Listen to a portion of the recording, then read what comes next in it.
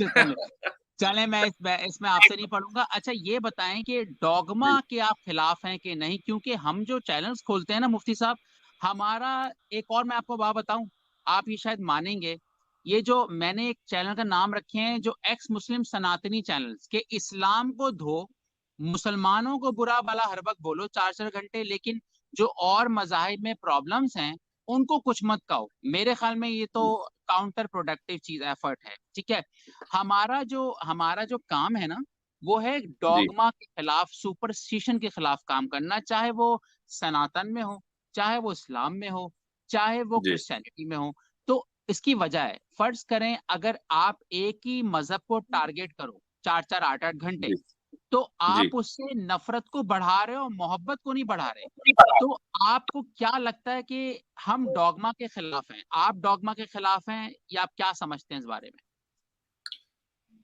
मैं ये समझता हूं कि बहरहाल डॉगमेटिक होना ही दरअसल ये इंसान के बेदलील होने की दलील है, यानी उसके पास कोई दलील नहीं है, इसीलिए वो डॉगमेटिक होता है। और मेरे हिसाब से मुल्हिदीन भी डॉगमेटिक होते हैं। यानी मैं बिल्कुल वाज़ेह अंदाज से ये कहना चाहूंगा, जो मैं आपकी फिक्र से इसलिए मुत्तफिक नहीं हूं कि आप लोग भी डॉगमेटिक होते हैं और इसीलिए हमारा आपसे इख्तिलाफ है। तो आपने मुझसे पूछा कि मैं डॉगमेटिक हूं या नहीं, या डॉगमा के आप खिलाफ हूं, साबित बिल्कुल करें गलत। मुफ्ती साहब, कतक लामी माफी, हम क्यों डॉगमेटिक होते हैं? हमारा तो मेन नैरेटिव है कि एविडेंस के बगैर हम चीजों को नहीं मानते, तो हम कैसे डॉगमेटिक आपके हो गए? आपके यहाँ जो एविडेंस हैं वो दरअसल बहुत ही वीक एविडेंसेस होते हैं कि जिनकी बुनियाद पर आप बहुत सी चीजों को मुस्तरद कर देते हैं। मिसाल के तौर पर मैं एक वैसे ही मिसाल दे रहा हूं, बहुत सारी, चूंकि अब गुफ्तगू बहुत जी लंबी हो जाएगी। आपकी जो पूरी एवोल्यूशन की थ्योरी है ना, वो आर्ग्यूमेंट ऑफ इंडक्शन के ऊपर डिपेंड करती है। और जितने भी दलाइल हैं वो सारे के सारे ऐसे हैं कि जिनको, जो असम्पशंस हैं थोड़े बहुत, यानी जिसको हम कहना चाहिए इंडेफिनिट है या जन्नी है, उनकी बुनियाद पर आप पूरी थ्योरी को बनाते हैं। और यही डॉगमा है मेरे नजदीक। ये एक मिसाल है उसकी। तो ये इशू है। अब मुफ्ती साहब देखें, ये तो फिर एवोल्यूशन में तो बहुत लंबी बात चली जाएगी ना, उसके फैक्ट्स जी हैं, हाँ। तो मैं वो नहीं ने, ने, जाऊंगा। ने, मैंने इसीलिए एक मिसाल दी है आपके पास। मुझे बताइए कोई डिडक्टिव आर्ग्यूमेंट है एवोल्यूशन में? देखें मैं वही कह रहा हूँ ना, एवोल्यूशन, मैं अगेन एवोल्यूशनरी बायोलॉजिस्ट तो नहीं हूँ, मैंने कुछ जी। किताबें पढ़ी हैं, और मैं हम्म अपने आप को क्वालिफाइड नहीं समझता कि मैं उसका इनकार करूं, क्योंकि मेरे पास हम्म। उसको मानने के साइंसदान मौजूद हैं। मेरा सवाल मेरा सवाल दूसरा था, वही वही आपने मैं कह अभी रहा बोला। हूँ, यही डॉगमा, देखिए यही डॉगमा है कि हम्म, मैं इसलिए इंकार नहीं कर रहा हूं क्योंकि कुछ साइंसदान मान रहे हैं। यही कुछ तो नहीं, डॉगमा है। ज्यादातर ज्यादातर मुफ्ती चलिए साहब, चलिए, ज्यादातर। मैं कह रहा हूँ ज्यादातर मान रहे हैं। हाँ तो फिर ज्यादातर तो ईसाई है दुनिया में, आप क्यों नहीं ईसाई हो गए? हाँ, इसकी वजह है कि ईसाइयत को साइंसदानों ने कोई किताब नहीं लिखी है कि ईसाइयत को मान लो, लेकिन साइंसदानों ने नहीं मतलब उस पे ये किताब जो आप कह रहे लिखी हैं ना है, ठीक है। साइंसदानों ने, हम्म, ये तो साइंटिज्म हो गई ना। यानी इसको हम साइंटिज्म कहेंगे, साइंस नहीं कहेंगे। आप किसी चीज को इसलिए मान रहे हैं कि साइंसदान मान रहे हैं, ये तो कोई बात ना हुई।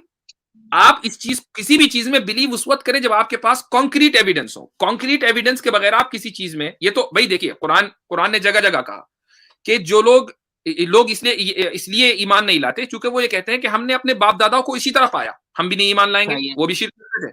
तो ये डॉगमा के खिलाफ कुरान ने स्टेटमेंट दिया कि आपके स्टेटमेंट में कि हम साइंटिस्ट की बात मान रहे हैं, और जी उनके स्टेटमेंट में जो ये कहते थे कि हम अपने बाप दादाओं की बात मानते हैं, क्या फर्क हुआ? डॉगमा तो दोनों जगह है। ओके, अब मैं इसका कोई काम को रिस्पॉन्ड करता हूँ। जी। आज हजरत आदम पहले इंसान थे, इसका आपके पास कॉन्क्रीट एविडेंस है? नहीं, हमारे नजदीक तो कॉन्क्रीट एविडेंस जो है वो साइंस है ही नहीं, सीधी सीधी बात है।